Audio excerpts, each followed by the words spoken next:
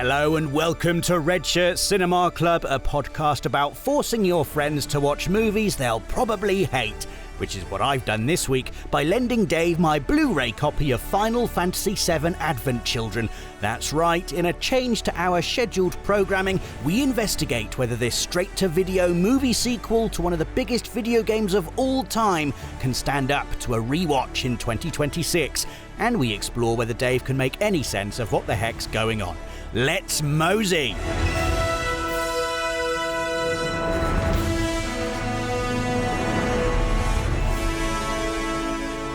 Hello and welcome to Red Shirt Cinema Club. I am your host, Rob Pearson. We are joined today by David Jackson. Yes. Yes. Sorry. I was thinking about how it's just me today and how I could make that more exciting, and instead I just took a big pause and went, yes. For personal reasons, Nath is taking some time off. So for the time being, we've decided to pause Star Wars season.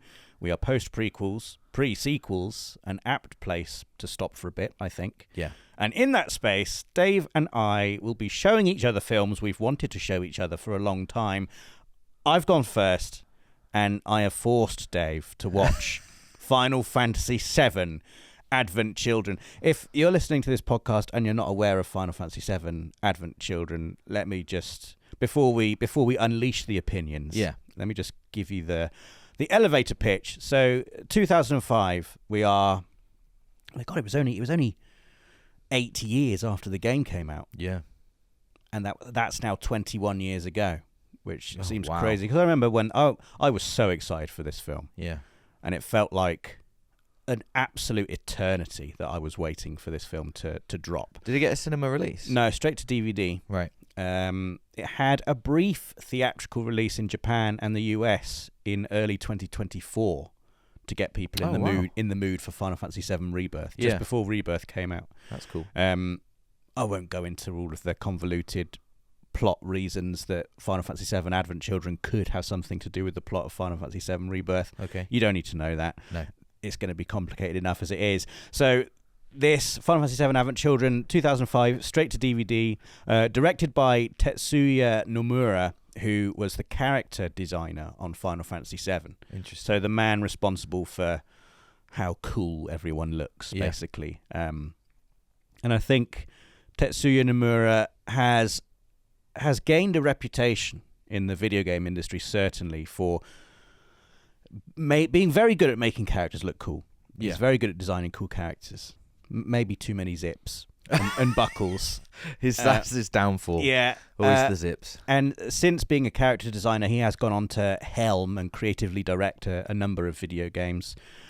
His sort of like, I think his best work is the Kingdom Hearts series. He's sort of like the director of the Kingdom Hearts series.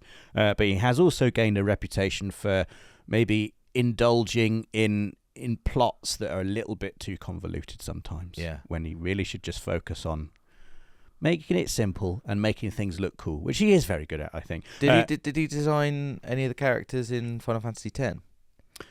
I think he was the character designer in that as well. So yeah, I mean Lulu is just almost purely buckles. Purely buckles, yeah. Buckles and nothing else. A woman wearing only buckles. And I've not played Kingdom Hearts, but it makes me think of zips for some reason. Oh, there's a lot of zips. There's a lot of zips. Loads of characters have zips. I mean, look at Tidus, who you know as Dave. Yes.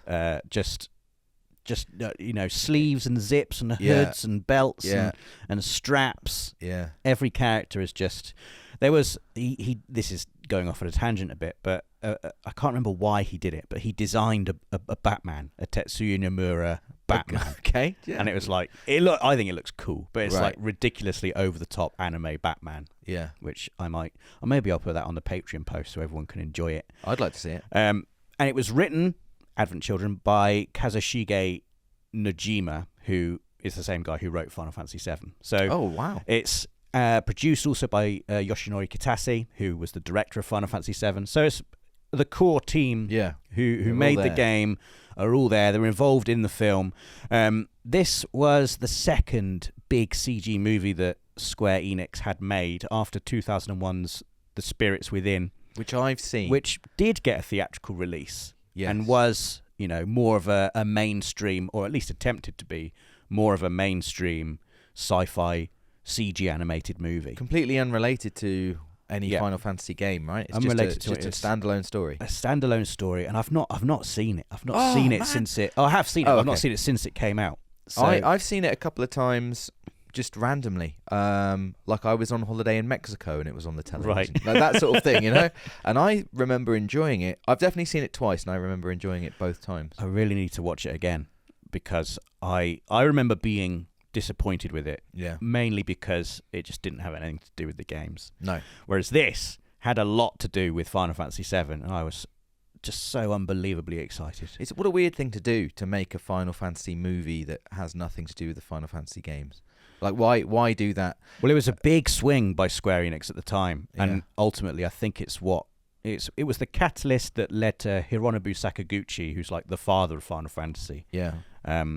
Ultimately, I think it was the beginning of the end at Square Enix for him. Like he'd made game after game, hit after hit. This movie came out and just stunk the place out. Yeah. And ultimately, that led to him leaving the company, I think. Quick aside, Rob, you mentioned the father of Final Fantasy. Is it true that Final Fantasy is called that because Squaresoft, who made the first game, were thinking that they weren't going to be making games much longer, and so they had this idea and they called it Final Fantasy? No, that is an urban myth. Oh, I hate urban myths It's when an they're urban urban myth. myths. It's a cool Originally, story. they wanted to call it Fighting Fantasy, Okay, but that name was already that taken. exists, yeah. They wanted just something alliterative, Right. so they changed Fighting to But Final. yeah, isn't FF in particular, like in Japanese, that sounds nice. It's apparently it sounds It's nice. like a pleasing thing to say. It's difficult to really know the full context of why that sounds nice in Japanese because Yeah. it gets lost in translation a little bit.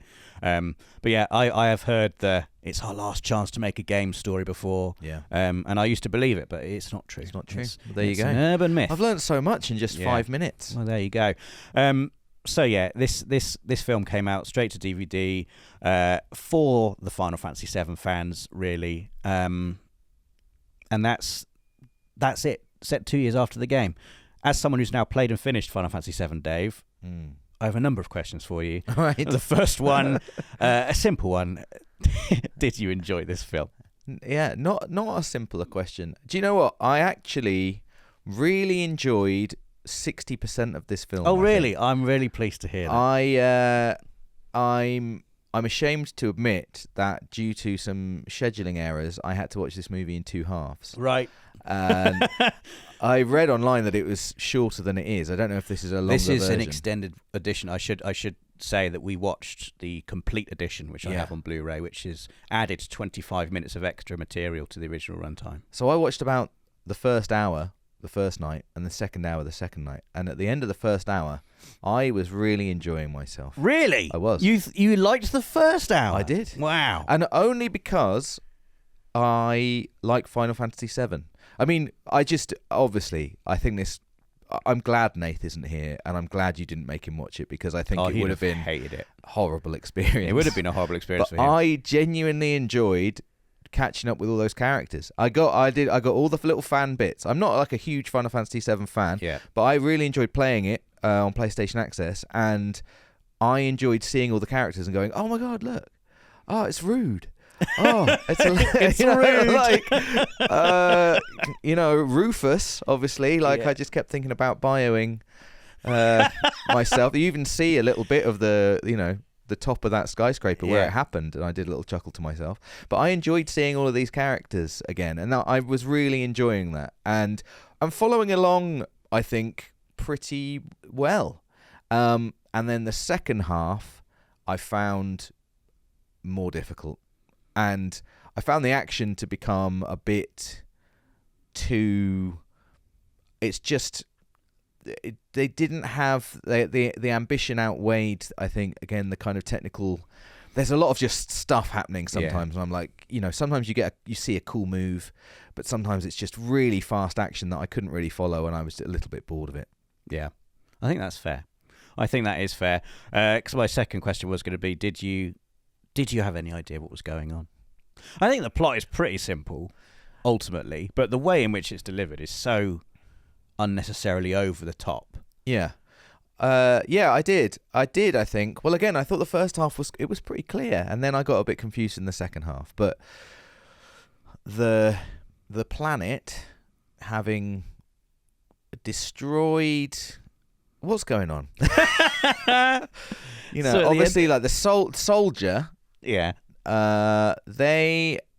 It's hard to explain, actually, isn't it? It's difficult. I feel like I do know what's going on, but now I don't feel like I could tell you. Well, like I think that the crux of it is something bad has got into the live stream, which is causing everyone to have this disease called geostigma. Yeah, there's a funny line, isn't there? Like Sephiroth's dead, and then they're like, his body's dead. Or something. I'm like, it's always that's happens generally... with the bad guys. His body has died, but his will that's right. lingers on in the live stream. He's in the live stream, and he's causing everybody to have this something bad. Well, it's technically it'll be Genova's cells, like Sephiroth. Yes, injected with Genova's cells. Yeah. All of the soldiers injected with Genova cells, and this idea of the reunion, which was a theme and a plot device in the game. Yeah, Hojo wanted the reunion to happen. It was something he was doing experiments on, and was like, oh, everyone who's got Genova cells is just going to be cooled subconsciously to this one place. Yes. And that's sort of what I think the plot of the Remnants is in this. So Kadaj, Loz, and Yazoo, the most stupidly named 3 characters you'll ever see. Yeah. Like just, diet Sephiroths, the lot of them. Yeah, very much so. Their plan is sort of along those lines, I think. Let's just get some people to come together who all have geostigma, and hopefully Sephiroth will get resurrected. Yeah, it's not a great plan, no, but it works. So fair play to them. So they're looking for Genova, essentially. Yeah, they're like trying to get out of Shimra, where Genova has been hidden, whilst also rounding up all of the kids who have the geostigma disease. Yeah, Cloud's also got geostigma, but it doesn't really seem to affect him that much. No. Tifa's got it too, hasn't she? I think. I don't think so. Right. And Cloud's just moping around. Yeah. As Cloud likes to do. Yeah. Why does everyone like him? In this movie, know. It's like... I don't know. Everyone really likes him, but he I don't know why. It seems like they've had years of him being like this, and it must be just like, I just don't care anymore. I think because he just looks cool, doesn't he? He does look cool. Cloud's here. He's got a new sword. Yeah. There's some great... I really enjoyed seeing his old sword, the Buster sword, just... there's some really great just visuals, just like ideas. That sword rusted in the sand next to the remnants of Midgar. Yeah, cool. And the remnants kicking it over at one point. Yeah, I like that a lot. Yes, out with the old, in with the new. So his bike and his sword that seems to be able to morph into loads of different swords. Yeah, like his bike opens up and there's like a selection of swords there for him to choose from. Yeah, like a one of those kitchen knife blocks. Oh, I'm cutting some cheese today. Yes, exactly. I'll use this one. Yeah, I think I really enjoyed the fan service in it. I guess it's just I don't think it's a good film. No, I think that it's a good bit of fan service, but also then it starts to stretch it a little bit too far. For me, who isn't like a huge fan of Final Fantasy VII, it does start to lose me, like I said. But I really enjoyed, I was like, the North Cave, that's cool. Yeah. And there's Midgar and like all these bits. Obviously seeing all the characters, Red 13 especially, I was excited to see, who isn't really in it very much. No. Cloud and Tifa are in it a fair amount. Yeah. The rest of them just get that one fight where they get to come back. I'll go on record to say that I think this is a dreadful film. Yeah. It's just a real stinker. Did you think that when you saw it the first time? I think whenever you describe you watching The Phantom Menace, that was me watching Advent Children like, yes! Yeah, it was kind of cool. I think it was good. And I think it's a really interesting example of, I guess, how hard it is to make a good thing. Yeah. And Final Fantasy VII has been like, ever since it released, has been a bit like a white whale for Square Enix. Trying to recapture that magic, trying to replicate it. There have been sequels, there have been spin-offs, there's been this film. Yeah. Some of them have been good, others have been less so. We've got the whole remake project now, which I think, it's been well received. I'm a massive fan of it. I think it's incredible what they're doing. Taking everything that's been made over the past 30 years that's had anything to do with Final Fantasy VII and sort of drawing it all into this conclusion. Yeah. which also replays all of the iconic beats of the original game. It's like a genius thing. But this film, I think, was a big swing and a big miss. Yeah. Just, one of those examples of, okay, what was it about the Final Fantasy VII that everyone liked? Oh, people liked Sephiroth, people liked Cloud. But let's try and do some cool action scenes. And I when I watched it, I was a big fan of the action scenes, I have to say. Yeah. I imagined you watching it and imagined you liking the action scenes. The action scenes just were so cool. Yeah. I thought everything that connected the action scenes was just overly complex nonsense. Like, I don't. Why is Denzel in it? I don't know. I don't care about Denzel. No. Why introduce this new character? Yeah. Just I can't. I can't get over enough how much I don't care about Denzel. No. And his plight. Like, Denzel's ill. Denzel's been kidnapped. Who cares? Yeah. So's Marlene, who we know and like. Marlene's so in it less than Denzel. Why not just have it be Put Marlene? Marlene in there. Marlene's great.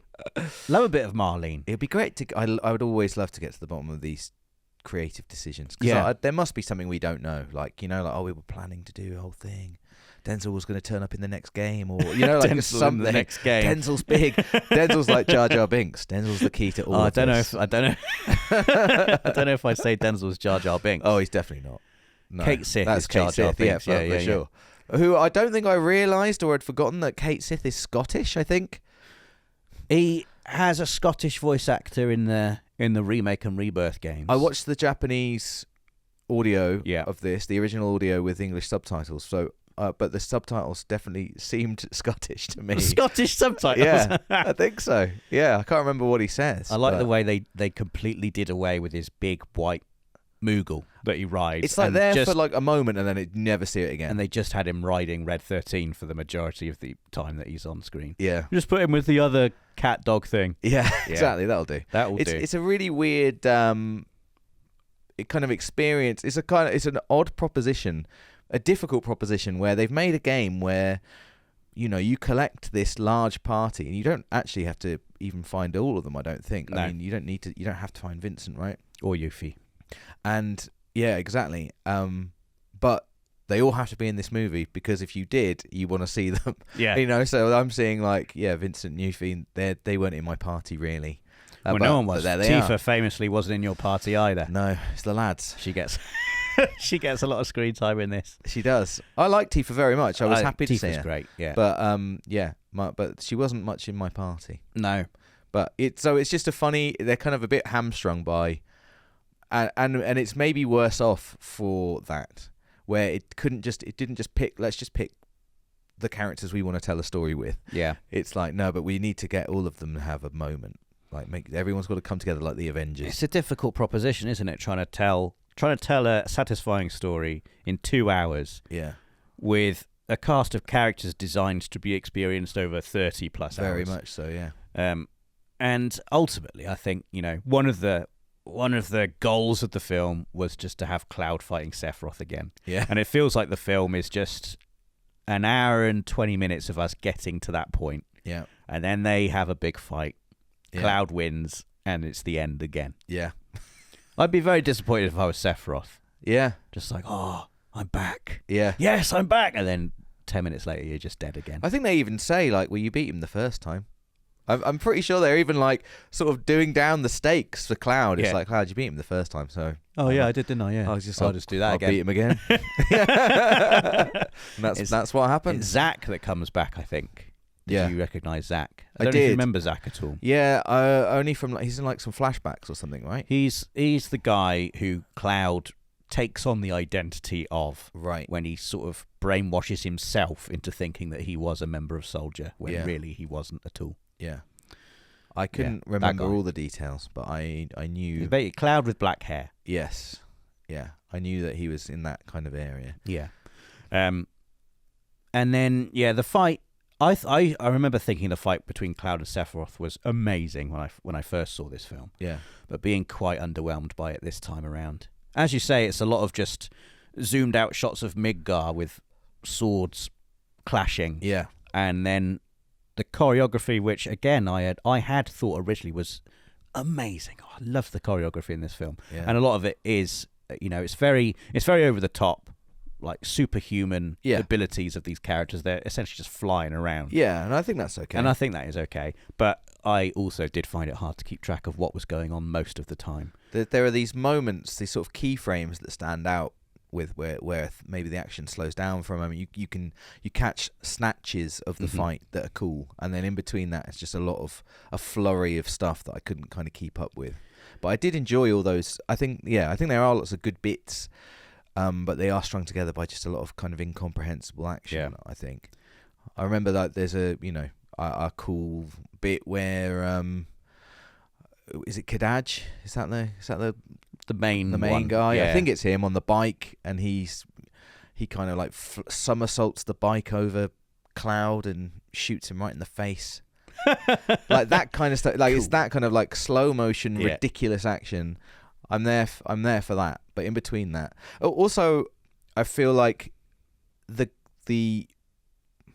movie and the world is set very much in like normal physics, and then in the fights, it's not so much the jumping around, but just like the movement of the characters, the speed of them and the weight of them seem to be lost somewhat. Again, it's morphed into the battle mode. Yeah, right, exactly. And a different laws of physics apply. Yeah, because I was thinking about you watching this the first time, and I bet you were blown away by the water graphics. Yes. And the hair graphics. Well, this is the thing. This is the other thing I wanted to get onto, was I was astonished watching it this time. Yeah. How dated it looked. Yeah. Like unbelievably dated. Yeah. I was like, to the point where I genuinely think the in-game character models in Remake and Rebirth look better than this. Yeah. Well, there were a number of times where I was like, a video game engine looks better than this now. Like, you could play a scene that looks way better than this. And it's unbelievable that we've got to that stage. Yeah, it is. Because I remember it was the Spirits Within that I remember thinking in 2001, I think that came out. Yeah. Where I was like, I can't believe how realistic CG is now. Yeah. This looks like actual humans. Yeah. I remember showing pictures of it to my uninterested family. Yeah. Look at the graphics on this. Compared to the games that were around at that time. So 2005, we're, PS2 generation still. Yeah. So Final Fantasy X, I think, would have been the most recent Final Fantasy at the time of this film coming out. Yeah. And that was another part of the thrill for me of watching this film, was seeing all of my favourite characters realised in the best graphics I'd ever seen. Yeah. And it was so realistic. Yeah. Occasional. I think some of the art direction in this film still holds up today, and there's some shots that still look quite beautiful and are composed really nicely. Shots of fabric and of light glinting off of zips and of water sparkling. A lot of that I still think looks quite cool. Yeah. But just the overall fidelity of it, just facial animations, the eyes of the characters, really not up to scratch with what you would expect today. Yeah, I think that's fair. But I was surprised when you said, it came out, maybe 9 years after the original game? No, 8. Fewer than that, 8 years. 8 years. That does seem like what an amazing leap. I mean, and that was, wasn't it, at that time, computer graphics were just accelerating through the gears of what was possible. Every year they got better and better and better. And in 8 years to go from Final Fantasy VII to Advent Children, that is unbelievable. And obviously it's very different. Well, you think it's not a PlayStation game; it's a movie. In but terms still. of the games, there's 5 years separating Final Fantasy VII and Final Fantasy X. Wow. Yeah, you just think of a huge difference. Yeah, the difference between those two games. Whereas I think 5, we've reached a stage now where every generation that came out, I thought, this is the best graphics. How can graphics get better than this? Yeah. And I do feel like we are approaching the stage now where I don't know how much better in-game graphics can get. It's just going to be clarity and density and detail that improve, and things like reflections and ray tracing. I heard a funny thing the other day, which was someone said, and I unfortunately can't say who it was because I can't remember. Graphics only dogs can hear, which I thought was like funny. Like that's where we're getting. It's getting so much better where I am struggling to see. I know it's this is much better, by the way, and it's like I'm struggling to see now. My eyes are. I was already convinced. It's getting so good that the details are so small. I mean, it is remarkable to think that 18-year-old me in 2005, if someone had said, okay, in in 20 years' time, you're going to be playing a reimagined, rebooted, remade version of Final Fantasy VII that looks better as you play it than this film. Yes. I would have absolutely shat my pants. Yeah. Fair enough. And here it is. Like, it actually exists. It's happened. It's a real thing. Yeah, and it might be time for me to play it now. I think having watched this movie, it was really nice to go back. Like I said, I got the fan service experience. I enjoyed all of that stuff. I enjoyed funny things. I loved seeing Cloud's chest of materia. I thought that was great. His materia That's like chest. such a funny thing. He just collected all this materia. Like that's so funny, having played the game. And I really wanted to, when the remnants are sticking materia in their arms. I was sad that I couldn't remember what the different colours meant, because I would have been thinking like, you just put an HP plus in there. Yeah, exactly. That's what I was thinking. It's interesting as well, just from a canon point of view, seeing how materia works in this film, where the remnants are literally absorbing it into their skin. Yeah. Whereas in the game, in Final Fantasy VII, you equip it inside slots on your weapons and armor. And how that's represented in Final Fantasy Remake and Rebirth is quite literal. Yeah. So you'll see when you get a new weapon in Final Fantasy VII Remake or Rebirth, you will physically see the materia holes in it. And it changes in cutscenes depending on what materia you equip. You can see in real time the materia you've put in there. Yeah, I think there are slots in his sword, and I felt certain that we were going to have a moment where he puts materia in his sword, and I think it's a real shame. It's a big missed opportunity. It would have been so cool. Yeah, like it would have been great. That's the thing I think they failed on. Is I don't think it was a big load of fan service, but really Tetsuya Nomura just wanted to make some cool fight scenes. Yeah, and I thought there could have been some more. Like, no one does any magic at any point. No. Why didn't we see any fire spells? Yeah, we saw a summon. So a version of Bahamut is summoned by the remnants. Yeah. In an attempt to sort of like remove that meteor memorial statue in Midgar, because they think Genova's hidden underneath it. But it would have been cool for, maybe someone in the party could have summoned Ifrit to fight it for a little bit. Yeah. Why don't you just animate that, guys? Yeah, exactly. That's going to cost us $3 million to do that. Well, yeah, but it'd be good though. Get on with it then. Be a good bit. Get on with it then. You could have taken out another one of the fights elsewhere. I thought the Bahamut fight was great. I thought the fight between Tifa and Loz in the church was probably the easiest fight to actually follow what was going on. Yeah, I enjoyed that one. That was a cool fight. It was. Tifa gets some great poses, some great moments. Yeah. When she's literally thrown against the wall, but she lands it. Yes. She lands on the wall and then propels herself off it, and they just absolutely. I mean, they're doing things to each other that would literally kill humans. Yes. Like smashing them through church chairs. Yeah. And just throwing them with ridiculous force into the ground and into the walls. Yeah. But because it's in fight mode, a different law of physics applies. Doesn't matter, as we've already discussed, and both characters are just fine. Yeah. I enjoyed that fight scene, actually. I think, again, like you're right, because it was the easiest to follow. And again, another nice location to revisit, the church. I enjoyed that very much. It was cool. And we got glimpses of Aerith as well, which I found really intriguing this time around, just because of, I won't spoil it, but just stuff that happens in Remake and Rebirth. Yeah. Knowing that there are plot elements from Advent Children that they have obviously they didn't intend them to be as important as they have become when they were making this film, but have become potentially important with the games. But yeah, I wanted to mention the iconic line that fans often repeat from this film is dilly dally shilly shally. Yes, I'm surprised I haven't mentioned it yet. Which is just, what did you think of that, Dave? I didn't know what to think of that. I didn't know what to think of that. I was trying to think, like, I'm sure I've heard of dilly dallying before. Like, it's it's not a phrase created for this film, I don't think. But to dilly dally just means to waste time, sort of to mess about. Mess about. Yeah. Well, what does it mean in this movie? Dilly dally, shilly? Is it shilly shally? Shilly shally. Yeah. Shilly shally. I think it means the same kind of thing. Like Right. Tifa saying to Cloud, "You've spent years just dilly dally shilly shallying," Yeah. but she just repeats it over and over. Yeah. For too long. And then he starts saying it. And then he comes back later on when he's finally ready to fight. And he's like, "I'm done dilly dallying. Yeah. It's time. It's time to do Omni Slash." Yeah. And I did like the Avengers Assemble moment of them all just arriving to fight Bahamut. I also enjoyed them all flinging them up into the sky. Yes. Ridiculous, but great. A really good bit of music then as well, I thought. A really great moment. Oh, man. I mean, that was just really lovely to hear the music again as well from the game, obviously. Took me right back. That music's so good. It is really good. And they must have just been so thrilled that they could pull out all the hits. Yeah.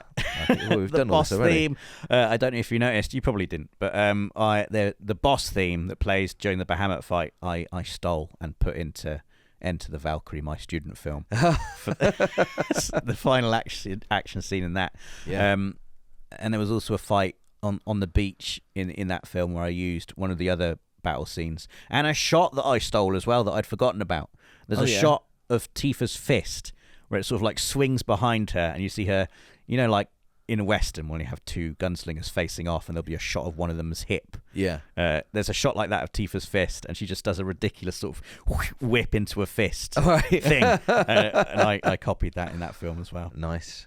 But I enjoyed that. I enjoyed that battle scene immensely. And yeah, all of the characters coming back. There's one particular tracking shot, I think, is when Vincent is fighting Bahamut and he's just pirouetting all over the place, shooting it, and then it tracks Yuffie running up a girder, flinging a shuriken. Then Red 13 comes in for a little bit. Barrett's there shooting. Yeah. And I just thought that was just a really well choreographed and designed and composed shot that is, just a big nerdy thrill for everyone who loves Final Fantasy VII. Yeah, very much so. It was weird. It must have been amazing at the time to see, first of all, I guess, hear these characters who you hadn't really heard before. And then second of all, just like see them in higher def. For instance, I was just mesmerized by Barrett's string vest. Yeah. I'm not sure if they I think Barrett's look in Remake and Rebirth is perfect. Yeah. The most perfect Barrett I've seen. I'm not sure about his look in Advent. I wasn't sure. He didn't look like himself to me, but he didn't look like himself. He was created by his creator. He was. So I think he does, he probably looks exactly like himself. And Vincent's shoes, I don't think they work. I don't think they'd work. I think they'd hold him back. They would. They'd be a problem, big problem for him. Yeah, Vincent's got some issues, man. Yeah. I think but one thing I would love, and despite my reservations on this film, I think it's still, like many Final Fantasy VII fans, it occupies a space in my heart, and I do have a certain fondness for it. A big thrill for me would be if, when Final Fantasy VII Remake Part 3 eventually arrives, that they put in there like unlockable Advent Children costumes for the characters. Yeah. So I could play with Barrett in his string vest. Yeah. Or Cloud in his slightly fashionable turtleneck with whatever he's got hanging off his hip. Yeah. That would be cool. I'd quite like that. You should write to Square Enix. That's a good idea. Yeah. I think they must have considered it, because in Rebirth you can unlock, after the game, you can have everyone in their sort of alternative swimwear outfits. Yeah. There's the bit where they're at Costa del Sol. I don't know if you remember that bit. Yeah. And everyone starts wearing a swimsuit. Yeah. And Barrett has like a sailor suit on. Right. So you can unlock that and have characters wearing those costumes. So costume changes are a thing. Yeah. Could happen. It could happen.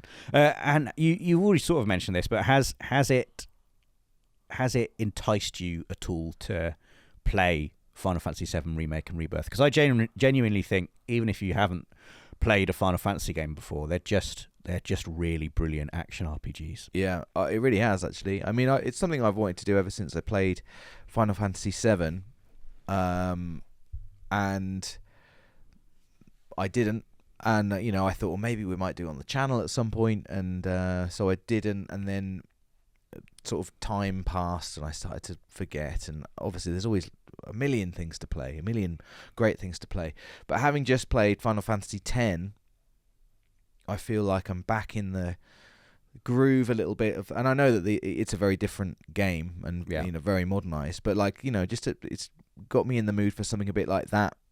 But then Advent Children's really it's really hammered it home to me, I think. Like, it was great, as I said, seeing those characters, and I'd quite like to spend more time with those characters again and revisit the events leading up to this movie, actually, and just sort of, it will be, I would like to do it, definitely. So I think it's probably a good time. Whether or not I follow through on that, I don't know, but it's gone to top of my list of things to play right now. I really hope you do play it.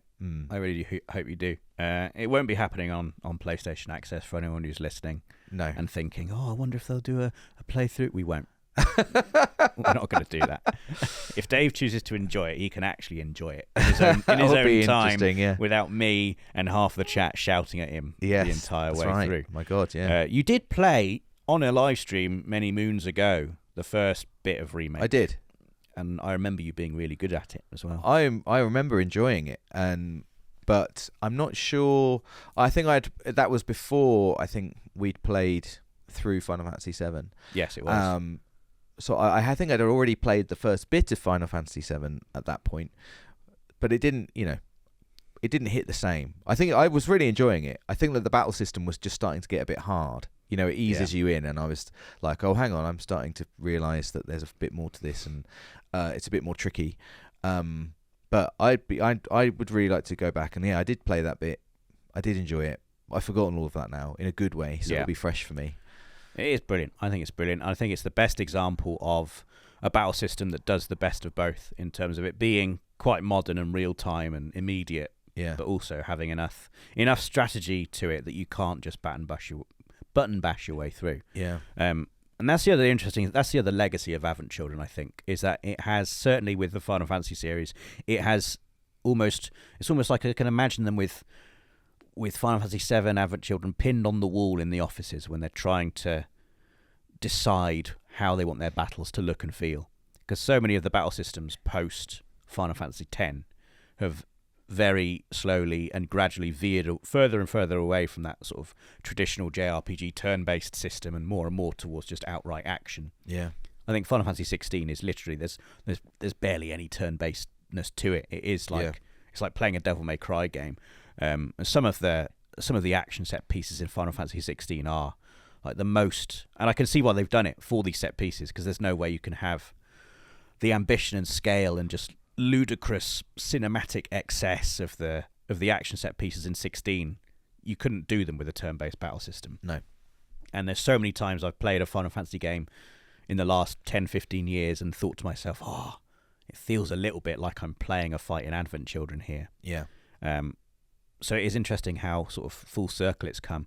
And certainly in Final Fantasy VII Remake and Rebirth, there are a few boss fights and just a few moves, particularly in Rebirth, where you can do these sync moves where two characters team up. So it's like a shared limit break. Yeah. Where they'll just do something cool. Yeah. And often it will look like you're watching something out of Advent Children. Yeah. And it's great. That sounds good. Yeah. But I do really love Final Fantasy X's battle system. I do. I love really the like turn-based. And I like it changes the whole dynamic. It becomes, as we kind of experienced, a bit more like a puzzle than a fight so much. It's not so much about timing and that kind of skill. It's more about understanding everyone's skills and weaknesses and exploiting both of those. Anyway, it's very cool. Well, I'm really glad that that I finally convinced at least one of you to watch Advent Children. Yeah. And I think you might be right when you say it's probably a good idea that we haven't made Nath suffer through this. I think he would have got 0 out of because, it. Because, he would have been so confused and as a film, angry. as if you haven't watched Final Fantasy VII, if you haven't played Final Fantasy VII, you're not going to know what the heck is going on. No. It does a very bad job as a film of just being a film. And I mean, it does... I think it knows that, doesn't it? I can't remember what the opening kind of text is, but it's very much like it describes the movie, I think, as a reunion, and it's like for everybody who played before, joining this reunion. Well, it starts with the post-credit scene of the game with Red 13 and his kids sort of like running towards a dilapidated, overgrown Midgar. I was going to ask about that, yeah. And in the game it says 500 years later. Yes. And it just, this film, Advent Children, assumes you know that. Yeah. And it shows you that scene, and then it says 498 years earlier. Yeah, so, exactly. Basically, you have to have finished Final Fantasy VII and know when that scene takes place to then know that the film you're watching takes place 2 years after Final Fantasy VII ends. It's a really strange choice because I don't know what their intention was, that it's like it's like it immediately follows on from the game, but it doesn't. It takes place 2 years later and 498 years earlier than the very end of the game. Yeah. So I don't know why. It was just confusing. I was certain we were going to come back to it at the end, or it was trying to like, give me a hint at how the events I was about to see would just end in disaster or something. And that would have been an interesting direction to take the movie in if it was Red 13 was the protagonist and it was set in like an overgrown Midgar 500 years after the events of the game. That would be cool. I feel like it could There'd be be cool. no people around, probably. No. Lots of cool things they could have done. But yeah, it is a bad film. It's a bad film. It's a bad film. It's a bad film. Don't watch it if you haven't played Final Fantasy VII. God, no. And if you have played Final Fantasy VII and you like it, I think watch it once. Enjoy seeing all your old friends and then never watch it again, probably. This was... I unlocked a memory for myself watching this as well, and I was 18 when this came out. Right. It was 2005, so I was in my first year at uni, and I remember I'd been following trailers for this film for about a year. Yeah. And it finally released straight to DVD, and it was the first thing I ever bought on Amazon. Wow. My first ever Amazon purchase. Yeah. What I'm about to tell you sounds like a really shit joke, but Okay. I swear to you this is the truth. Okay. I'd set up my Amazon profile, Yeah. and I was amazed by how you could set up you could put all your details in, so you just had to press buy now. Yes. And the site would automatically you'd have your address in there, you'd have your payment method in there, and you could just click buy now, and the thing would just magically arrive at your door. Yeah. I double clicked buy now. No. And 2 copies of the DVD arrived. Oh my God. And it was just, I thought it was hilarious and amazing at the same time. And I gave one of the copies to my friend Jeff, Okay.